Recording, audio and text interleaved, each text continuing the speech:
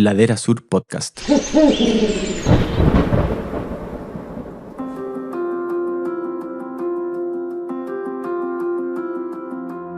Un nuevo año y con esto la llegada de nuevas historias alucinantes.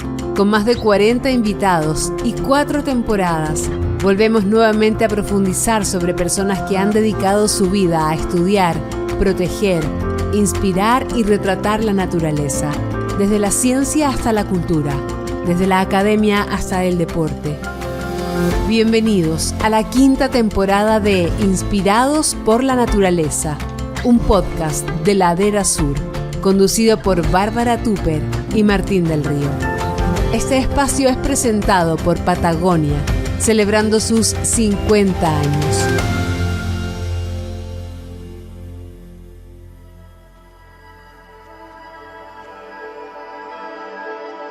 Muy bienvenidos a la 5ª temporada de Inspirados por la Naturaleza, 44 capítulos, más de 40 entrevistados que han pasado por este podcast tan querido. Estoy junto a Martín del Río, director, co-conductor de este podcast Inspirados por la Naturaleza, compañero de 3 años ya en este espacio genial. ¿Cómo estás, Martín? Qué rico encontrarnos de nuevo aquí en esta fiesta de las conversaciones sobre naturaleza. ¿Cómo estáis? Muy bien, Bárbara, no lo puedo creer que lleguemos a la 5ª temporada. Este fue un proyecto que nació como un sueño de llevar a grandes personas que están metidas en estos temas de naturaleza. Así que nada, muy contento de partir y se viene una tremenda temporada. Muy contento, Bárbara. Qué rico, sí, yo también. Llena de energía y mucha energía también la que nos transmite la invitada que tenemos hoy para abrir esta temporada con el capítulo 45, con una invitada joven que ha llegado muy lejos. Ella es astrónoma, entró a estudiar a los 16 años, actualmente con 25 es candidata a doctora en astronomía en el Observatorio Europeo Austral y en la Universidad de Leiden en Holanda. Desde el año 2019 divulga sobre astronomía con una cantidad increíble de seguidores. Ha sido una verdadera revolución su trabajo. Tiene un podcast propio, ha sido profesora, panelista radial, tuvo un programa de televisión. Su área de especialización es la formación de los planetas. Además, es bastante activista, podríamos decir, por el rol de la mujer en la astronomía. Hoy conversamos con Teresa Paneque Carreño. Tere, muy bienvenida y muchas gracias por estar con nosotros. Hola, muchas gracias a ustedes por la invitación y felicidades por esta 5ª temporada también. Qué honor estar aquí en el primer capítulo. El honor es nuestro, Tere. Estamos pero felices. Desde Alemania, por lo demás, ahí está instalada la Tere. Está con su oficina por allá mientras estudia y mientras trabaja. Así es, al otro lado del mundo, pero conectados. Eso es lo bueno de las tecnologías, ¿no? Sobre todo después de la pandemia ya no hay fronteras que sean insuperables con la tecnología y eso nos permite también estar llevando este contenido a las personas. De todas maneras. Tere, la primera pregunta es, ¿cómo fue para ti crecer con 2 científicos, tus padres? ¿Qué aprendiste de ellos? Bueno, tal como dices, mi mamá y mi papá son científicos. Yo nací, de hecho, cuando ellos estaban haciendo sus doctorados, cuando eran estudiantes en otra parte del mundo, en España. Y yo creo que lo interesante es que en mi casa nunca se habló mucho de ciencia. La ciencia simplemente era un trabajo normal, como quienes tienen padres ingenieros o profesores. Quizás los profesores más que los ingenieros, me imagino una familia de profesores donde se hable más de lo que pasó en el día a día en la sala de clases, porque hay más cosas que contar, pero en mi casa no se hablaba tanto de ciencia, simplemente era una manera de vivir, que de por sí, por supuesto, es un privilegio basal tremendo para alguien que después quiera ser científica, porque yo siempre supe que la ciencia era una manera válida de ganarse el dinero y de hacer carrera, cosa que a muchas personas les extraña, no saben qué hacer. Yo esas cosas ya las sabía. Creo que lo que más me impactó fueron justamente los cambios de país. Al igual que yo hoy en día estoy en Alemania haciendo mi doctorado, después pretendo moverme a otro país a hacer un postdoctorado. La ciencia se trata mucho en una etapa de formación de ir ampliando redes, ir conociendo distintas realidades, ir aprendiendo distintas técnicas de distintos grupos. Entonces yo nací en España, viví ahí hasta los 5, me tuve que cambiar a Escocia cuando mis papás hicieron un postdoctorado, viví ahí hasta los 9 y luego nos asentamos finalmente en Chile, que era de donde provenía mi mamá. Y eso obviamente suena maravilloso y obviamente de nuevo es un privilegio enorme. El inglés para mí es mi segundo idioma, pero hay un costo emocional fuerte de cambiarse cada cierto tiempo de país. La gente a veces se cambia de colegio y la pasa mal. Yo me tuve que mover a miles de kilómetros de distancia donde estaban mis amistades y eso hizo también que cuando llegara a Chile me costara mucho poder afianzar raíces y sentir también un sentido de pertenencia con Chile. Creo que probablemente esa sea la razón por la cual hoy en día yo lo que más quiero es volver a Chile, porque es el lugar donde finalmente logro sentir que soy parte de un lugar, que tengo algún sentido de pertenencia. Pero bueno, más allá de esas anécdotas o del hecho de que, no sé, el olor a alcohol destilado me recuerda a mi infancia porque mis papás no tenían con quién dejarme, no había dinero para contratar a alguien que me cuidara, así que en general si salía temprano al colegio me llevaban al laboratorio y sus compañeros se turnaban en cuidarme. Entonces, más allá de esas anécdotas, creo que con lo que me quedo es que en mi familia siempre he sentido que hubo mucho espacio para aprender y para motivarme a mí y a mis hermanos después a seguir nuestras pasiones y nuestros sueños. En mi caso, el aprendizaje constante. En el caso de mis hermanos, el hockey patín, para que tampoco las personas piensen que aquí todo lo que se hace es estudiar. Mis hermanos son seleccionados nacionales de hockey patín y juegan y hacen deporte desde los 5 años y de hecho de lo que más se habla en mi casa es de hockey patín. Parece que fuéramos todos deportistas más que científicos. Qué divertido. ¿Y tus hermanos son mellizos? No, pero se llevan por un año y parecen mellizos. Yo parezco 100% adoptada, soy muy distinta a ellos. Ellos son altos, sobre 1,80 m, yo mido apenas 1,58 y nada, así musculosos, morenos. Ellos hoy en día también viven fuera del país por el tema del deporte, pero están siempre en contacto con Chile porque son parte de la selección nacional de hockey patín, así que están siempre ahí representando al país. Notable. Oye, Tere, y volviendo a tu niñez, ¿tienes algún recuerdo de la primera vez que empezaste a interesarte por el espacio? ¿Alguna anécdota? Yo nunca me interesé por el espacio, yo me interesé por la física. Cuando pienso, y por supuesto es algo que me preguntan bastante, ¿de dónde viene esta pasión? El único momento en que yo recuerdo haberme interesado algo del cielo era que mi papá, cuando vivíamos en España, en Escocia, mi papá es cubano, entonces él conocía bien las constelaciones del hemisferio norte, porque Cuba está ahí justo como en el Ecuador, pero un poquito más arriba, entonces las constelaciones del hemisferio norte. Y me acuerdo siempre de mi papá enseñándome algunas constelaciones, la Osa Mayor, pero muy casualmente, era muy cuando caminábamos en Escocia, como está tan al norte, se oscurece muy temprano, entonces nos pasaba a menudo que íbamos caminando, estaba oscuro, y mi papá alguna vez me comentó alguna constelación. Yo no me acuerdo de las constelaciones, solo de la Osa Mayor, pero ese es como el único recuerdo que tengo. Mi interés por la astronomía, más que surgir por una anécdota o por una pasión cultivada, surge porque me gustaba mucho la física y me gustaba mucho la manera en que la física ocupaba las matemáticas para describir y predecir la naturaleza. Me parecía que era algo que rozaba lo mágico, o sea, el hecho de que nosotros tengamos hoy en día el conocimiento para poder hacer en el fondo un modelo de la naturaleza, que son las leyes físicas, y poder ver lo que va a pasar si entendemos suficientemente bien las condiciones, predecir lo que va a pasar, me fascinaba. Para mí siempre ha sido como el punto máximo de entender algo, como cuando yo puedo representarlo matemáticamente, cuando yo puedo llevar algo que está ocurriendo en la realidad a una interpretación humana que son las matemáticas, me parece que realmente lo hemos entendido todo. Y como yo era una persona muy curiosa, lo que más quería era entenderlo todo.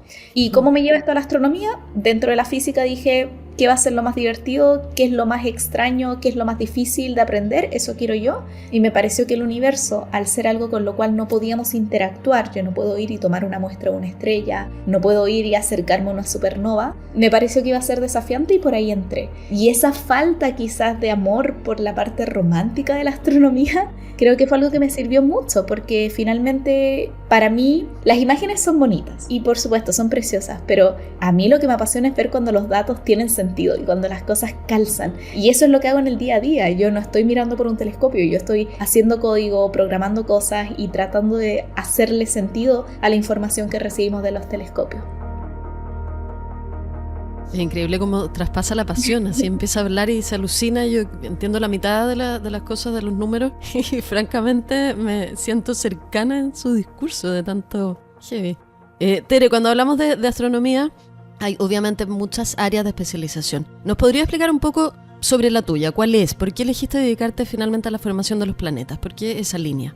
Eso quizás es una respuesta más tierna que la anterior. Bueno, yo entré a astronomía, como ya dije, sabiendo nada de astronomía. Hoy en día yo tengo seguidores de 5 o 7 años que saben cómo detectamos planetas, cómo evolucionan las estrellas. Yo no tenía ni idea de eso hasta que tuve mis primeros cursos básicos de astronomía.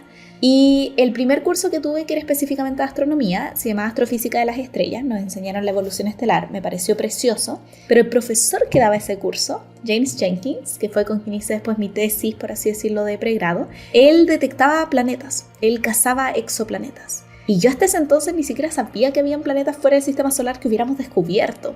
Y me acuerdo cuando empecé a averiguar sobre él, porque dije, mi primer curso de astronomía, tengo que enterarme bien qué está pasando, y me doy cuenta que él cazaba exoplanetas y que era parte de un grupo que estaba buscando un planeta en la estrella más cercana a nosotros, aparte del Sol, obviamente, Alpha Centauri. Lo encontré brutal y me empecé a meter más en el tema de los planetas y de las estrellas, y había tenido antes una especie de taller que era de formación de planetas, pero no había entendido mucho.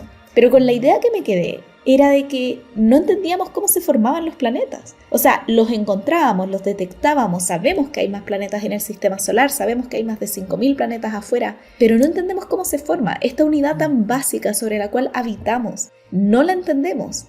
Y me gustó mucho la simpleza aparente de ese problema, ¿no? Porque uno muchas veces piensa en estas grandes explosiones, en los agujeros negros, en las galaxias, en el origen del universo, pero ni siquiera entendemos nuestra propia realidad local también. Y bueno, en paralelo a todo esto, yo siempre he tenido una pasión muy grande y una vocación muy grande por la pedagogía.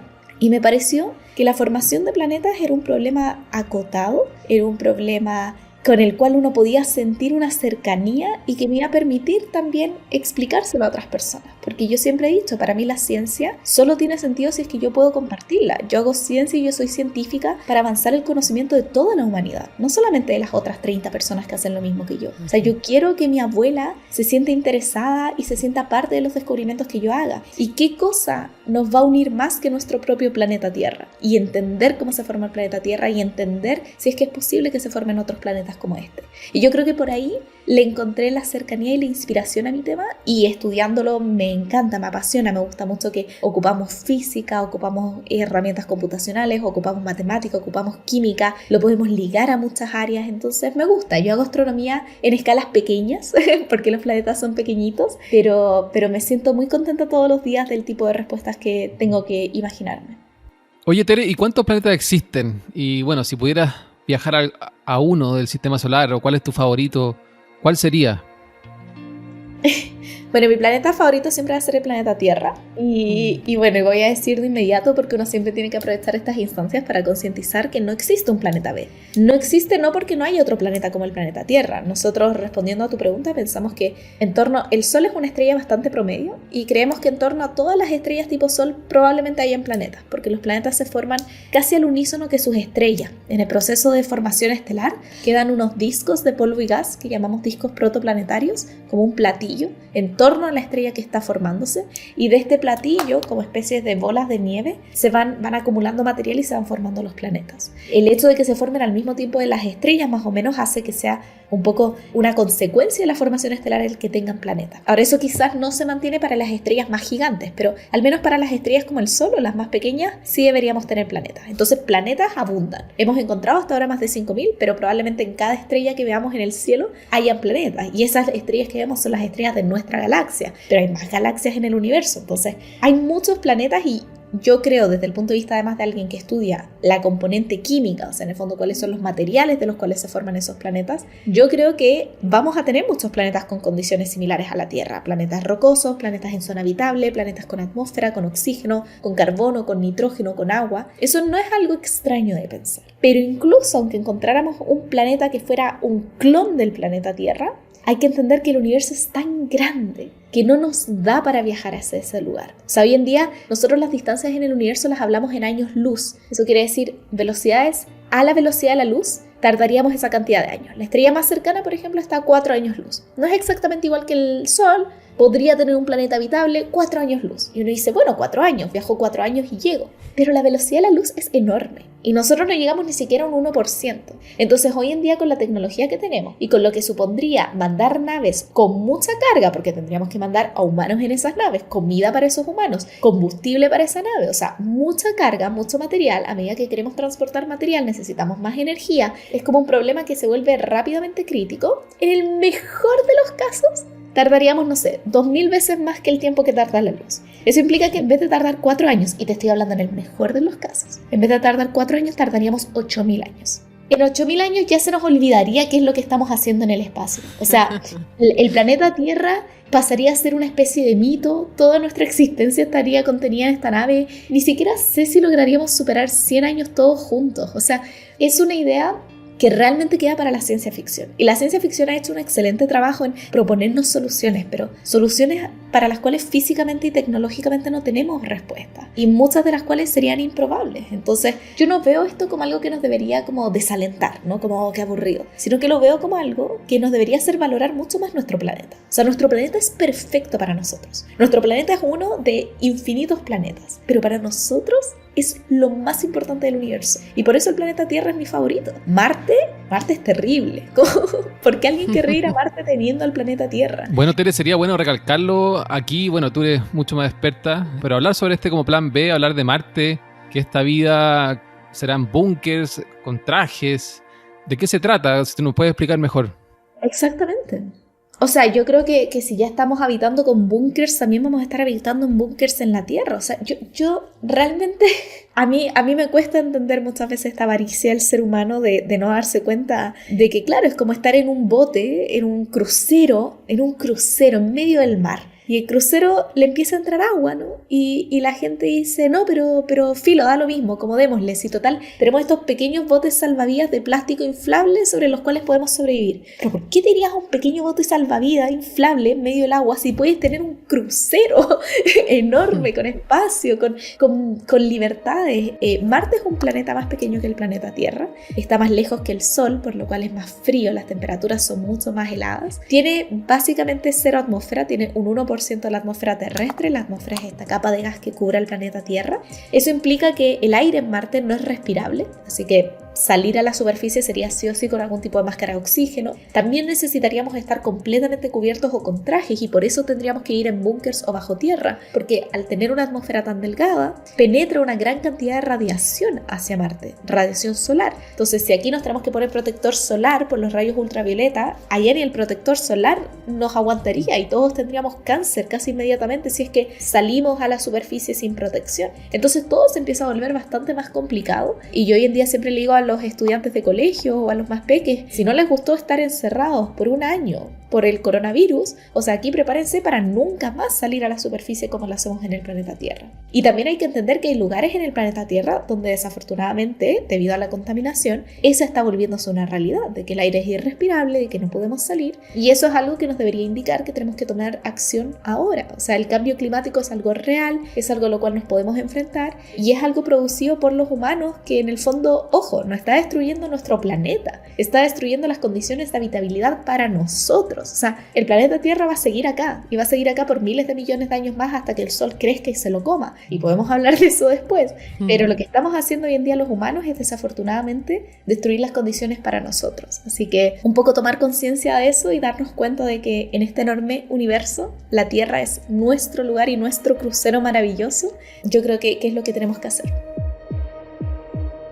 Bueno, ese mensaje en Ladera Sur al menos nos llena de felicidad escucharlo. Me pregunto, a raíz que tú en algún momento mencionaste lo de la ciencia ficción y todo, entonces pienso en películas como Marte, como Interstellar y qué sé yo, que nos generan como bastante ilusión, digamos. ¿Qué opinas de ese tipo de creación? ¿Está bueno? ¿Nos hace un flaco favor finalmente? ¿O funciona porque se ponen ciertos temas arriba de la mesa? A mí me encanta Interestelar, y yo creo que nos hace bien tener una salida de ciencia ficción y soñar con la posibilidad de viajar a otros mundos, de encontrar otros planetas. El conflicto interestelar, sin hacer spoilers para quienes no la han visto, es justamente, y estos son los primeros 5 minutos, de verdad que nadie se enoje conmigo, pero es verdaderamente que nuestro planeta ya no es una opción habitable para nosotros prácticamente, y tenemos que buscar este planeta B, ¿no? Y ellos de hecho tratan de resolver toda esta problemática que significa viajar por un universo enorme. En particular Interestelar, de verdad que es una de mis películas favoritas, así que a mí yo la disfruto un montón.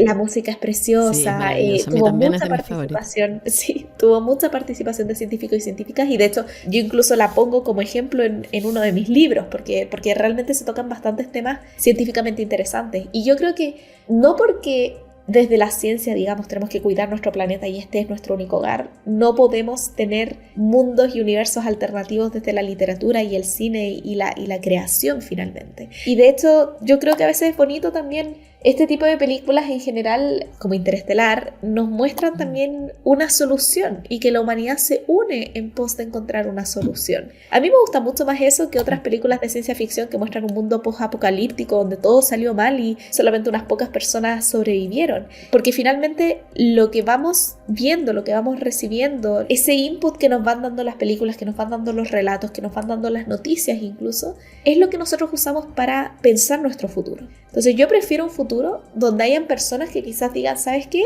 Yo quiero decir que la Tere Paneque se equivoca y los científicos hoy en día se equivocan y yo voy a lograr encontrar una manera de construir una nave o de hacer un agujero de gusano y explorar estos planetas, explorar estos mundos maravillosos que deben haber en otras partes del universo. Prefiero que la gente se enfoque en eso a que la gente diga, ¿sabes qué? No importa porque va a haber una guerra, va a haber un desastre, va a haber un apocalipsis zombie y todo va a salir mal, así que en verdad no me voy a esforzar por nada. Y creo que desafortunadamente hay mucha desazón y mucho desamparo hoy en día. En mi generación yo lo siento muchísimo, de personas que dicen ¿para qué? ¿Para qué si todo está destinado al fracaso? Y eso también tiene que ver con las películas y las series y las cosas y los videojuegos que estamos consumiendo, ¿no? En el fondo, cómo nos está mostrando constantemente un futuro apocalíptico. ¿Sabes qué? Mejor pensemos en un futuro donde podemos viajar por el universo, pensemos en un futuro donde nos unimos como humanidad para resolver estas problemáticas. Así que creo que son herramientas muy potentes las narrativas de ciencia ficción y que ojalá los enfocáramos más hacia algo positivo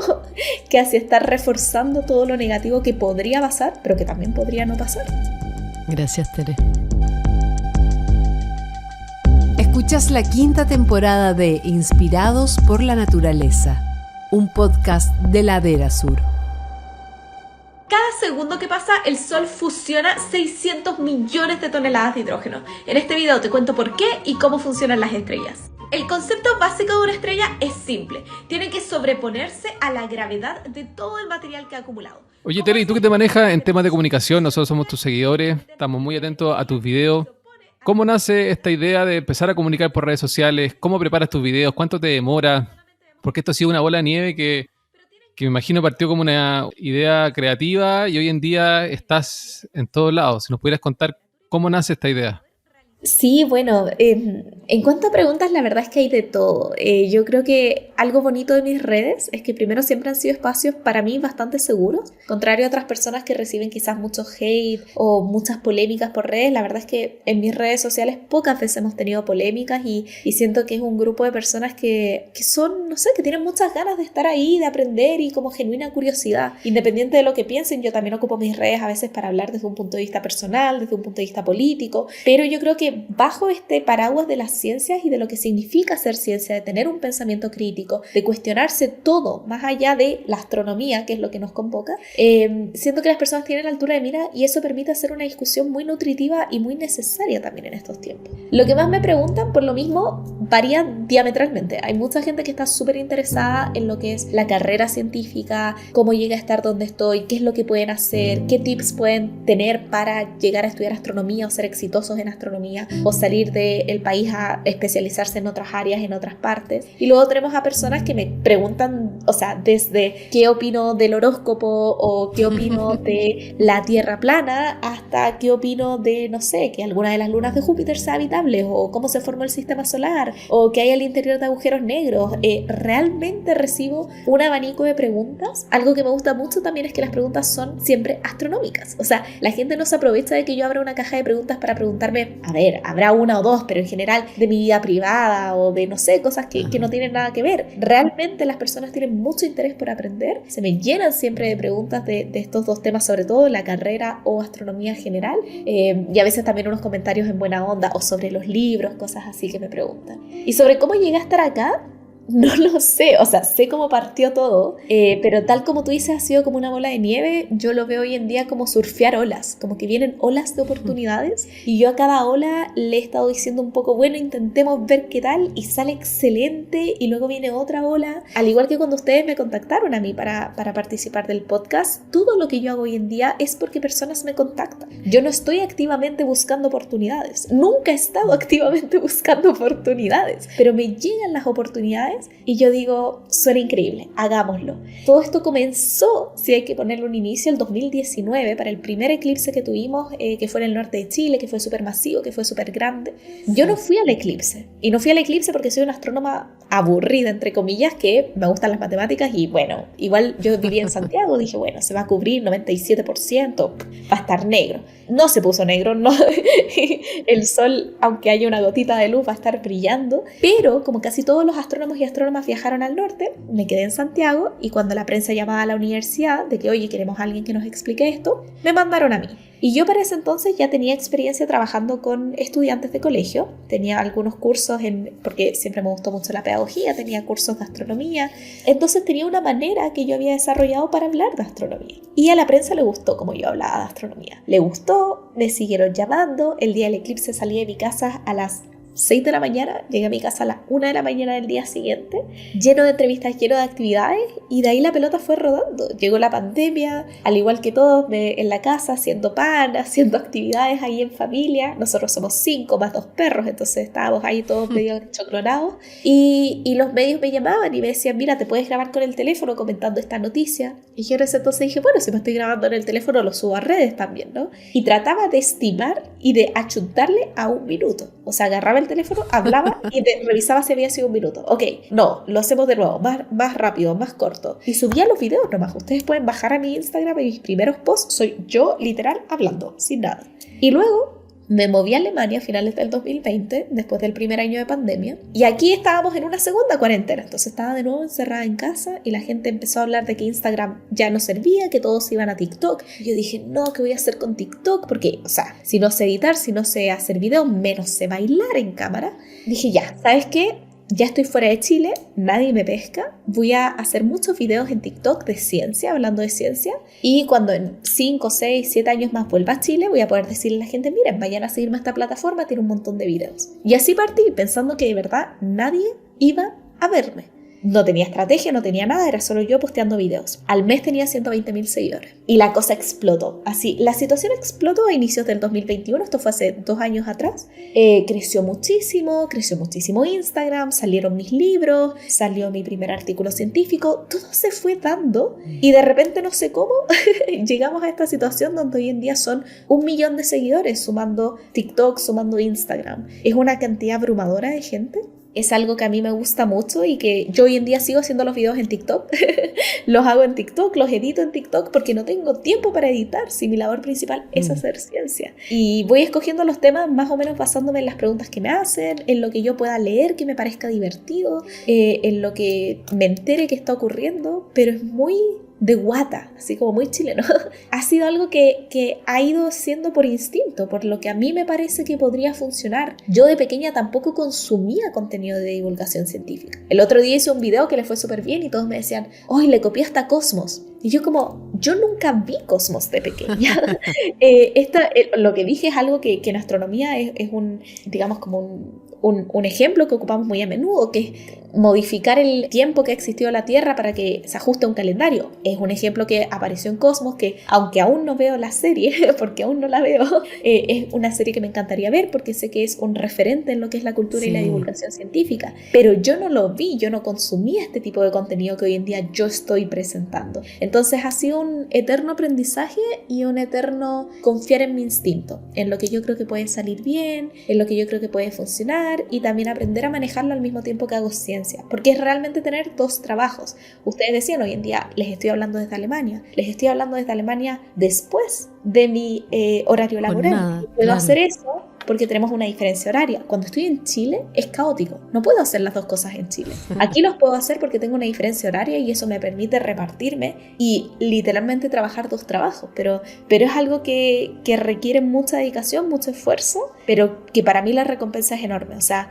y vuelvo a lo que hablaba al principio, el poder compartir mi ciencia, el poder incentivar la curiosidad, el poder poner temas sobre la mesa como la inclusión de mujeres en ciencia, como la necesidad de una educación democrática donde haya un acceso a la educación científica de calidad, la importancia de compartir la experiencia de vivir en otros países y de compararlo con nuestra realidad chilena, creo que le suma muchísimo y me hace sentir también que puedo aportar con mi granito de arena, ¿no? Me hace sentir como que lo que hago vale la pena en una gran escala, que lo que hago puede tener un impacto más allá de lo que a mí me interesa y de lo que, de nuevo, a las otras 30 personas que estudiamos formación de planeta nos interesa. Y eso es algo que no se puede medir, el valor que tiene eso.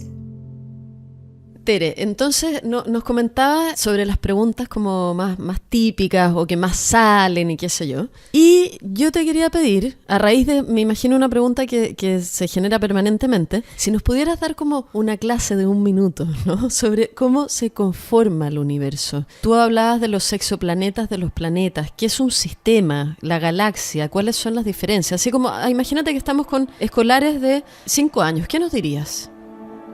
Bueno, el origen del universo lo teorizamos como algo llamado Big Bang. Es como si uno tuviera un globo y de repente empieza a soplar ese globo, entonces el globo se empieza a expandir, empieza a crecer. Y eso es lo que ocurrió hace unos 13.000 millones de años atrás, mucho tiempo. El universo empieza a expandirse rápidamente y es una idea bastante loca porque en el fondo es como ¿hacia dónde se expande? ¿Qué había antes? ¿Qué le va a pasar? Y la respuesta es que no existe nada antes del universo y tampoco existe una fuera del universo. El universo se contiene a sí mismo. El universo, a medida que va creciendo, va creando más universo. Y de hecho lo hace cada vez más rápido. Entonces, a diferencia del globo, que si yo lo inflo, de repente va a explotar, el universo no explota porque no se estira, sino que aumenta y crece. Y el universo tampoco va a dejar de expandirse porque, a diferencia del globo, no va a tener paredes ni nada que lo encierre, sino que literalmente se va creando a sí mismo a medida que aumenta. Y esa es una idea que raya en lo filosófico, pero es lo que las teorías actuales y todas las observaciones que tenemos nos apuntan a qué es lo que está pasando. Entonces, en este constante crearse del universo, hay ingredientes adentro. Tenemos cosas que podemos ver, que son una muy pequeña parte del universo, y otras cosas que no podemos ver, que son la materia oscura, la energía oscura. Y un poco son oscuras por eso, porque las desconocemos, sabemos que están ahí. Es como si yo caminase y de repente choco con algo, pero no veo nada. Pero como choco, sé que hay algo ahí. Y un poco eso es lo que ocurre con la materia oscura y la energía oscura. Y claro, y a medida que las estructuras, al menos las que podemos ver, se van agrupando, vamos formando cosas más interesantes. Vamos formando estrellas, vamos formando galaxias, que finalmente son grupos de materiales, como si yo llegara y cuelgo una sábana y lanzo varias piedras. Las piedras se van a ir juntando, se van a abultar en ciertos sectores y se van a quedar ahí. Y un poco, si luego lanzara más piedritas, probablemente vayan a seguir el recorrido donde estén las piedras más grandes, porque esas piedras más grandes van a crear valles y entonces las piedras van a caer sobre esos valles. Y un poco así es como funciona el universo. Las cosas con masa, el material va trayendo otros pedazos de material. Y al mismo tiempo, hoy en día, como el universo crece y crece y crece, esas islas de material, que vendrían siendo las galaxias, van cada vez alejándose más entre sí. Así que es algo muy bonito, es algo bastante complejo y es una idea que no es fácil de digerir. Así que si la gente escuchándonos o los niños en casa les explota la cabeza con esto, es súper normal. Hablamos de estas cosas como si fueran absolutamente dadas por hecho, pero hace 100 años apenas que sabemos que nuestro universo va más allá de nuestra Vía Láctea. Nosotros antes pensábamos que nuestra galaxia era todo el universo. Y de repente, literal hace 100 años, en los 1900, el siglo pasado, hubo todo un debate y toda la comunidad astronómica se puso a pensar y se dieron cuenta que no, que había más cosas afuera, que había luz que provenía de lugares más lejanos. Hoy en día nos parece natural ver imágenes del campo profundo de Hubble o del campo profundo del James Webb y decir, oh sí, por supuesto, esas galaxias. Pero eso es algo que hace 100 años no sabíamos, que a nuestros abuelos quizás no se los enseñaron así en el colegio. Entonces son ideas que toman tiempo digerirlo, el hecho de que estamos en un universo que crece, que se autocontiene, que además crece cada vez más rápido. Y crece no estirándose, sino que creando material. Son ideas grandes. Y por eso quizás yo trabajo alucinante. Con ideas pequeñas. Con claro, planetas. Es alucinante porque nos queda grande y a mí me pasa que he escuchado 1000 veces lo que tú nos estás diciendo, Tere, y cada vez que lo escucho me sorprendo nuevamente. Y además que lo escucho, ya a los 2 días ya no entiendo nada y se me olvidó, porque es tan complejo que pero como que se me borra del cerebro, ¿me entiendes? Y es súper normal, yo creo que también hay que borrar esta idea de que los científicos y científicas lo entendemos nosotros, en el sentido de que hay especialistas en el tema, que por supuesto que lo entienden, pero estas son teorías y son modelos y son conceptos que nos han tomado décadas poder cultivar, siglos poder cultivarlo realmente. Entonces, esperar que alguien lo entienda en media hora de conversación es mucho, ¿no? O sea, yo creo que tenemos que ser un poquito más laxas y laxos porque siempre decimos, no, es que esto es muy difícil para mí, yo no lo entendería. Tú lo acabas de decir, ¿no? Pero realmente yo siempre he sido el concepto de que esas ideas son las que también alejan a la academia y a la ciencia de las personas, porque nos ponen como gente que entiende, cuando en realidad nosotros entendemos nuestros temas particulares y de los otros temas entenderé más o menos lo mismo que tú, quizás un poquito más porque tenía una formación específica, pero no tanto. Simplemente que he pasado más tiempo reposando esos conceptos, y cuando uno pasa más tiempo y cuando uno lo escucha una y otra vez, va aprendiendo y va digiriéndolo mucho mejor. Tere, tenemos muchos temas que podríamos estar horas aquí conversando contigo, pero obviamente hay un satélite que nos acompaña todas las noches, la Luna, que genera también mucha intriga y que quizá hay mucha información que no sabemos sobre ella. Si nos podría explicar por qué es tan importante, cuál es su rol, por qué hay otros planetas que también tienen lunas, tienen más lunas, por qué nosotros tenemos solo una. Si podríamos entrar ahí al fascinante mundo de la Luna. El asunto de la Luna, tener satélites naturales o no, que es lo que es nuestra Luna, es nuestro satélite natural, es algo bastante azaroso. En el fondo lo que se requiere es que el planeta sea lo suficientemente grande y o compacto como para tener una zona en la cual un objeto puede existir y ser atraído gravitacionalmente, pero al mismo tiempo que el objeto no esté tan cerca como para ser destrozado, porque si la Luna se acercara mucho al planeta Tierra, sería destrozada por unas fuerzas que llamamos fuerza de marea. Y eso hace que para planetas pequeños como la Tierra sea un poco más difícil tener muchas lunas, contrario a lo que es para Júpiter o Saturno, que tienen más espacio, como un rango de distancias más plausibles donde pueden tener lunas. Ahora, la Luna, en nuestro caso, hoy en día en lo que más nos afecta es en las mareas. Tenemos marea alta, marea baja, por el efecto coordinado un poco de la Luna y el Sol, que son los dos objetos que gravitacionalmente más afectan al planeta Tierra y a los cuerpos de líquido en el planeta Tierra. Pero también históricamente, como digamos a lo largo de los casi 5.000 millones de años de existencia de nuestro planeta, la Luna ha sido crucial para ir de a poco ralentizando el día. Nuestro día, que hoy en día dura 24 horas, el giro sobre su eje del planeta Tierra. Antes duraba quizás cerca de 10 horas, se ha ido deteniendo poco a poco y lo seguirá haciendo con el paso del tiempo a un ritmo muy leve, entonces realmente no nos damos cuenta, no alcanza a ser un segundo al año ni nada así, es muy poco. Y eso es por la acción y la disipación de energía en el sistema Luna-Tierra. Y también ha servido para poder estabilizar el eje de la Tierra, que es lo que permite que tengamos estaciones. Y si no hubiese Luna, quizás ese eje sería muy inestable y podríamos tener diferencias dramáticas de temperatura en distintas zonas del planeta Tierra. Entonces digamos que a largo plazo la Luna ha sido muy importante para tener vida en la Tierra, tener condiciones de habitabilidad en la Tierra, pero claro, hoy en día simplemente está ahí, se ve bonita y hay muchas cosas que tratamos de aprender de ella también, porque la Luna, a diferencia de la Tierra, no tiene atmósfera. Entonces no tiene esta capa de gas que la rodea porque es muy pequeña, es poco masiva. Y eso quiere decir también que el material que hay sobre la Luna es un poco material pristino de cuando la Luna se formó o de los primeros momentos de interacción entre la Luna y la Tierra. Y estudiar ese material es muy interesante para entender más sobre nuestros orígenes. Eso es lo que puedo decir de la Luna. Es un lugar que se piensa a futuro, que puede ser usado como anclaje para llegar quizás más lejos a otros planetas. Entonces desde un punto de vista de excursión o de viajes espaciales también es interesante. Justo eso te iba a decir, o sea, por eso tú crees que también ahora el hombre quiere volver a la Luna, o sea, por lo que entiendo de Estados Unidos y China están planificando ahí viajes pronto. Yo creo que hay distintas razones. Para mí la más potente es justamente la de ocuparla como un punto de anclaje y un lugar quizás de análisis científico, que es una de las cosas que promete o plantea la misión Artemis, que es la que dirige la NASA para volver a la Luna. El poder tener efectivamente un laboratorio en la Luna para poder hacer ciencia desde la Luna, para poder entender y explorar todo lo que nos puede ofrecer nuestro satélite, y desde ahí quizás lanzar misiones incluso tripuladas a lugares como Marte, y eso es bastante interesante. Y por supuesto que también siempre han habido razones políticas, ¿no? Como en el fondo de lo que vemos hoy en día, lo que significa tener la potencia tecnológica para poder explorar el universo. Ahora, yo siempre he sido muy crítica también de las misiones espaciales. Yo creo que las misiones espaciales tienen que hacerse con una finalidad global, con una finalidad científica, porque finalmente también son tremendamente contaminantes y no podemos estar simplemente afectando a nuestro planeta porque alguien se quiera dar el gustito de darse una vuelta al planeta Tierra, que es algo que está pasando mucho hoy en día con los multimillonarios, ¿no? Y la falta de regulación internacional, porque ¿a quién le pertenece el espacio? ¿A quién le pertenece la Luna? ¿A quién le pertenece la atmósfera? O sea, son líneas muy complejas que hoy en día se están debatiendo, que hoy en día se están tratando de tender puentes desde un nivel diplomático e internacional de lo que significa la exploración espacial, pero yo espero que siempre haya por eso una finalidad científica y algo que nos permita crecer como humanidad. La exploración espacial es necesaria porque es bueno que podamos darle respuestas a estas preguntas fundamentales, pero por lo mismo tienen que ser esfuerzos coordinados y entender que hoy en día quienes trabajan en estas misiones no son un país ni un grupo de personas, sino que realmente son equipos multidisciplinarios de distintas nacionalidades que representan a toda la humanidad sobre el planeta Tierra. Tere, cuando hablaste del tema de la luna, te referiste en algún momento como a nuestros orígenes.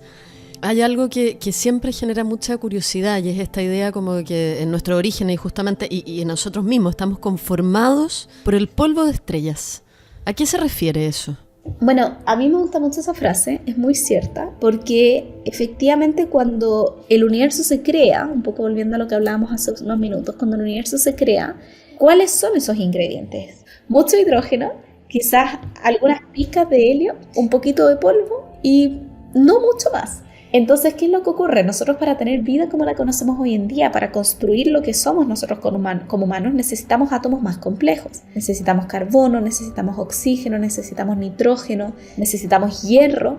Y todos esos componentes, para generarlos a partir del helio, necesitamos un poco como plasticina ir juntando estos átomos para formar átomos más pesados.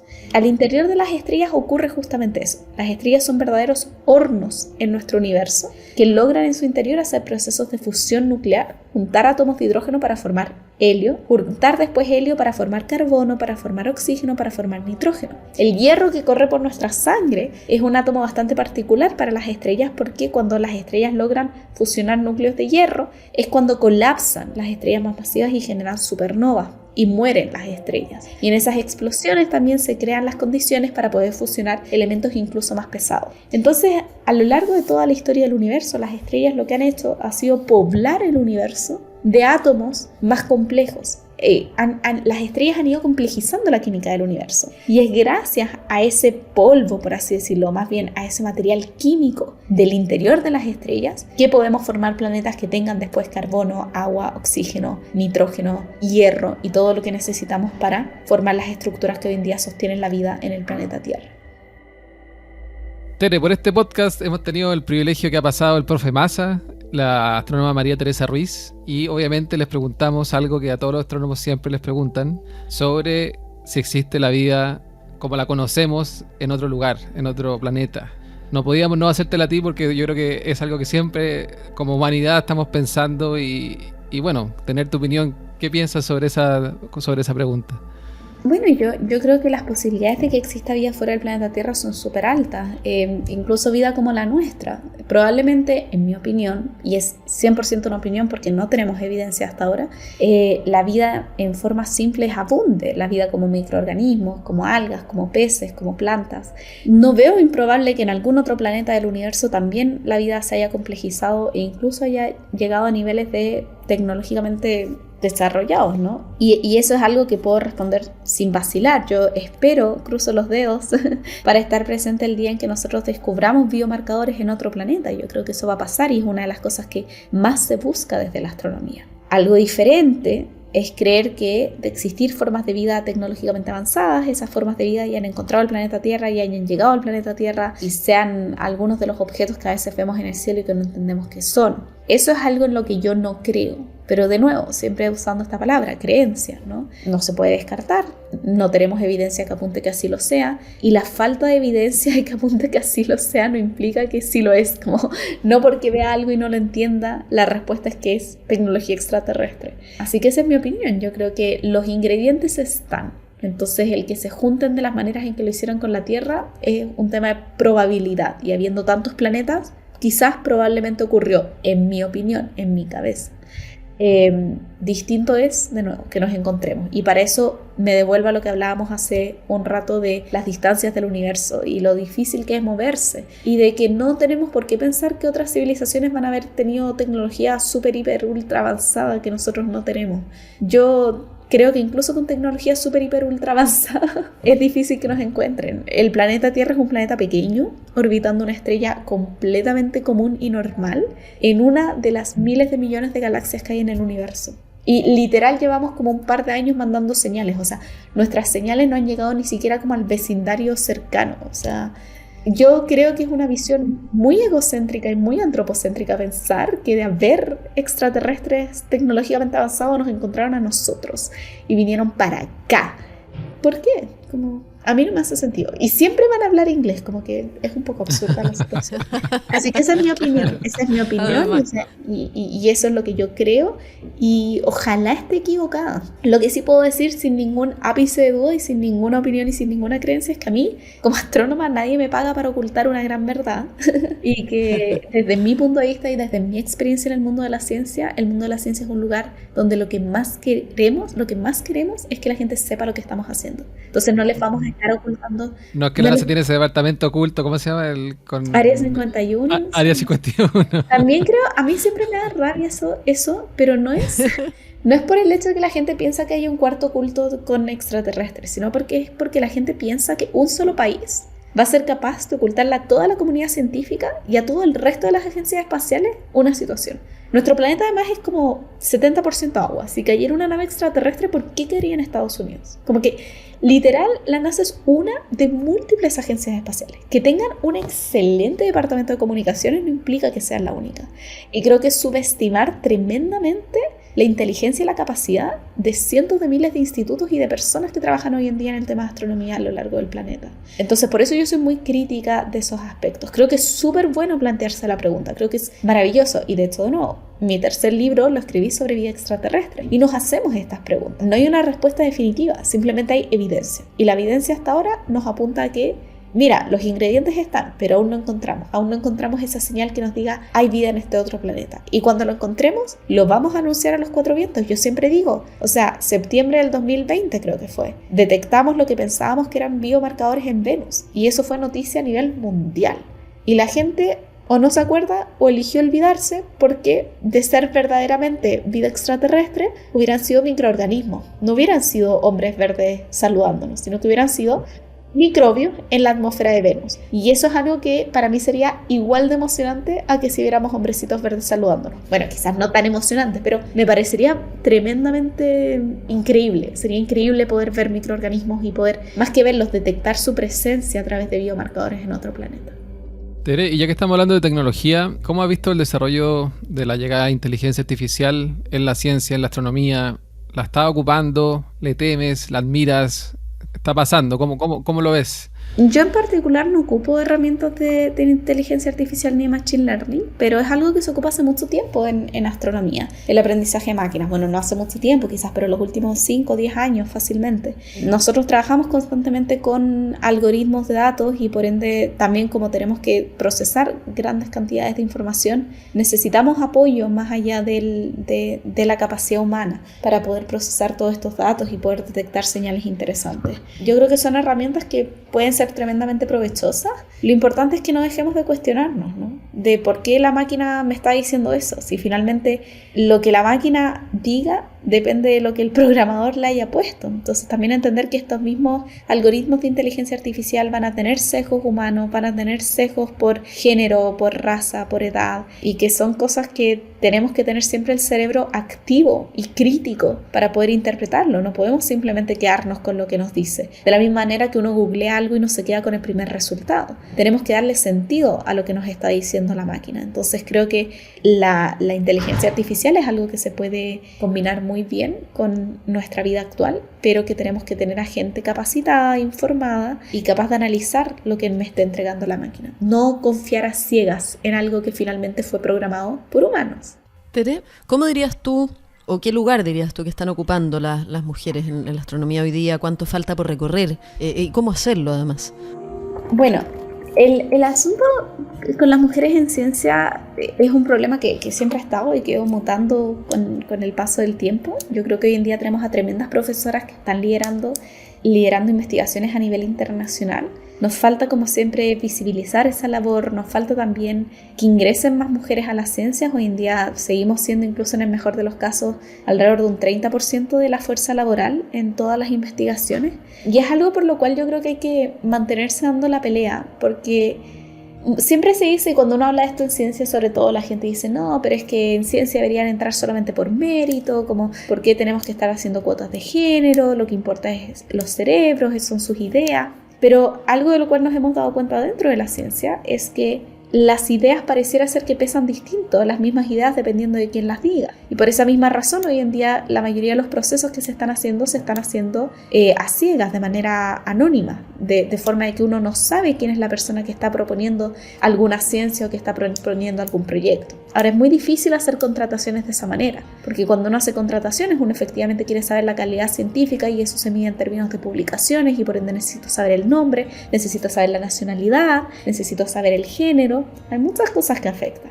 Y eso se ha demostrado una y otra vez a través de ejercicios donde ponen el mismo currículum, pero con una foto de una mujer o con una foto de un hombre o con un nombre de una mujer o con un nombre de un hombre, que favorecen constantemente a la gente que se ve como quienes están en el comité, que en general son hombres blancos. Entonces, es algo en lo que tenemos que trabajar activamente porque yo siempre digo, las mujeres somos la mitad de la población y por ende tenemos la mitad de las ideas, así de simple. La inteligencia no distingue entre país, entre género, entre situación socioeconómica y la ciencia, si quiere encontrar las respuestas a las preguntas de la humanidad, necesita hacérselas desde una perspectiva de la humanidad, desde una perspectiva donde consideramos las vivencias y las opiniones de todos los pueblos. No podemos tener mayorías dentro de la ciencia. Tenemos que ser representativos. Si yo tuviera un curso, y esto, de nuevo, un ejemplo que hago con mis estudiantes, les digo, miren, les tengo un premio y les tengo una torta para todos.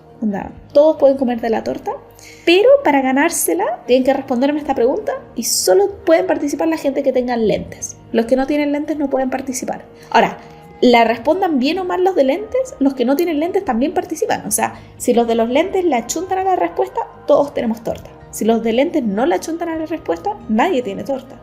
Los que no tienen lentes no tienen ninguna posibilidad de participar en esa situación que les afecta directamente también a ellos. O sea, crucemos los dedos que la gente con lentes tenga la respuesta. Puede ser que la tengan, puede ser que la acierten a 5 respuestas al hilo, pero eventualmente va a llegar una respuesta que alguien con lentes no va a poder resolver. Y esa respuesta quizás esté en alguien que no tenga lentes.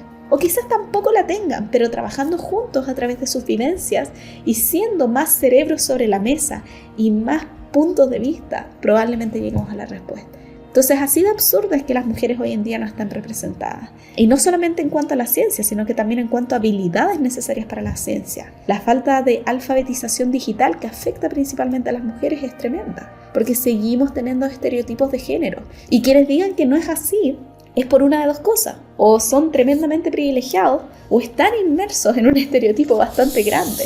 Entonces yo creo que a veces hay que abstraerse un poquito y mirar a su alrededor. Yo era una niña que creció con padres que siempre me motivaron a seguir mis sueños, con una madre que trabajaba horarios de oficina y que muchas veces era mi papá el que nos tenía que ir a recoger a nosotros cuando éramos más pequeños del colegio, que nos cocinaba, que hacía todas las cosas. Para mí nunca fue un drama ni un problema elegir ser profesional y elegir estudiar la carrera que me apasionaba. Y yo tampoco entendía cuando entré a la universidad por qué se necesitaban más cupos para mujeres. Hasta que entré a la universidad y hablé con mis compañeras que no habían tenido la misma experiencia que yo. Hasta que egresé de la universidad y me di cuenta que tenía muchísimo síndrome del impostor y tenía una sensación de que yo jamás iba a ser suficientemente buena en las ciencias porque nunca había tenido una profesora mujer. Y cuando yo pensaba en cómo era un científico, pensaba en eso, en un hombre, en un científico. Y hasta que no trabajé con mujeres, que hoy en día mis profesoras, tanto del magíster como del doctorado, han sido mujeres, que no me di cuenta de lo tremendamente inspirador que era poder trabajar con una mujer con quien yo me sintiera representada y a través de ella ver una posibilidad para que yo pudiera ser exitosa en la ciencia. Entonces creo que es muy importante visibilizar la labor de mujeres, es muy importante asegurar la permanencia y el ingreso de mujeres a la ciencia y de cuidarla, porque los entornos de ciencia siguen en muchos casos siendo extremadamente masculinizados. Y siguen habiendo muchas situaciones de acoso o de discriminación que alejan a las mujeres de la ciencia. Entonces tenemos que participar activamente para que no existan minorías en la ciencia y mientras sigan existiendo, que sean espacios seguros para esas minorías para que puedan crecer, florecer y aportar, atraer esa diversidad que tenemos como humanidad hacia la resolución de los problemas científicos. Gracias, Tere. Bueno, Tere, ha sido una gran conversación. Como decía, podríamos estar horas conversando contigo. Me quedé con una última preguntita. Bárbara, no me retes por el tiempo. Pero cuando dijiste el horóscopo, ¿hay que creer en el horóscopo o no? Yo no me refiero a eso desde que tuve una polémica al respecto. Pero solo voy a decir que la astrología y la astronomía son cosas muy distintas. Muy bien. No, eso Perfecto. yo sabía, por eso había que dejarlo claro, porque me imagino que siempre genera esa confusión. No, bueno, Tere, agradecer tu tiempo, la conversa, y fue un tremendo capítulo para partir de temporada, aprendimos mucho. Muchas gracias por participar de Inspirados por la Naturaleza. Muchas gracias a ustedes por la conversación. Un honor y bueno, ya nos estaremos hablando y escuchando en otro momento. Eso mismo, muchos éxitos por allá en Alemania con todo lo que estás haciendo, Tere, un abrazo grande. Y cerramos este episodio y festejamos los 50 años de Patagonia con una frase de su fundador, Yvon Chouinard. Volver a una vida más sencilla basada en vivir con suficiente en lugar de exceso no es un retroceso. Más bien, regresar a una forma más simple nos permite recuperar nuestra dignidad, nos pone en contacto con la tierra y nos hace valorar nuevamente el contacto humano. Muchísimas gracias a todos por habernos acompañado en este nuevo episodio de Inspirados por la Naturaleza. Chao. Esto fue Inspirados por la Naturaleza, un podcast de Ladera Sur, conducido por Bárbara Tupper y Martín del Río. Encuéntranos en Spotify y en laderasur.com.